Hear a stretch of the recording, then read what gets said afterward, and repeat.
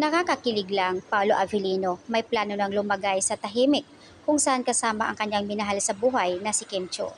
Sa kanyang panayam, isiniwalat ni Paolo Avellino na nakalaan itong taon na ito para sa kanilang dalawa ni Kim Cho, para maayos ang kanilang buhay. At ang pag-aamin din ng aktor na si Paolo Avellino na may nagbago sa kanyang buhay simula nang makasama si Kim sa trabaho at mas lalong nakilala nila ang bawat isa.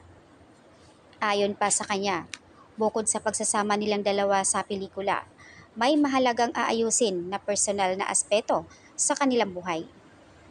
Nakakilig lang na malaman ng buong katrabaho at malalapit na kaibigan lalo na ang pamilya sa pag-amin ni Paolo Avellino na itong taon na ito aayusin ang dapat ayusin sa kanyang buhay kasama si Kim Cho. Ibig sabihin, talagang may plano na ang dalawa para mag-settle sa kanilang buhay.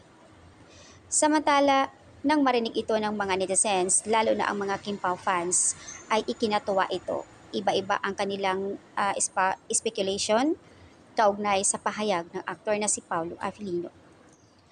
Bilang isang tagahanga ni Paolo Avellino and Kim Cho, ay alam naman natin na bihira lang mag-open up patungkol sa kanilang buhay.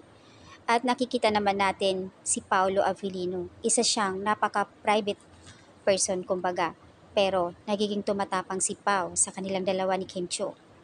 Kung noon ay puro trabaho, ang sagot naman sa kanyang buhay ngayon ay nagiging tumatapang. Kumbaga walang pag-alinlangan, sunod ang plano para sa tahimik ng relasyon nilang dalawa.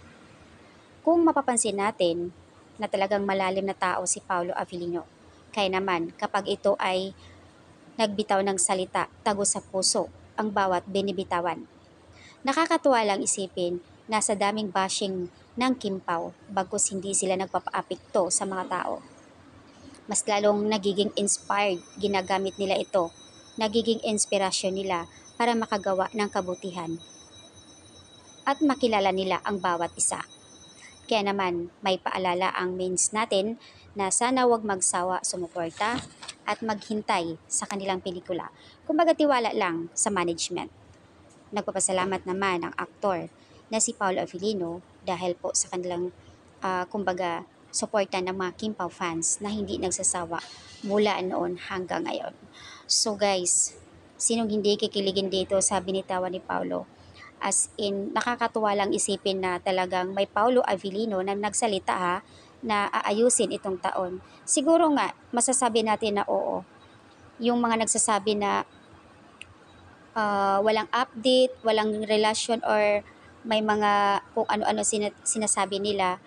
Kaya nga sabi nila wag pangunahan sila. Mahirap i-judge. Antayin natin na magsalita talaga sila sa tamang panahon. Pero unti-unti na nga nagbitaw si Pao. Ibig sabihin talagang malalim na ang relasyon ng dalawa. So ayan guys, ang update ng ating mains Paolo Avellino and Kim Cho.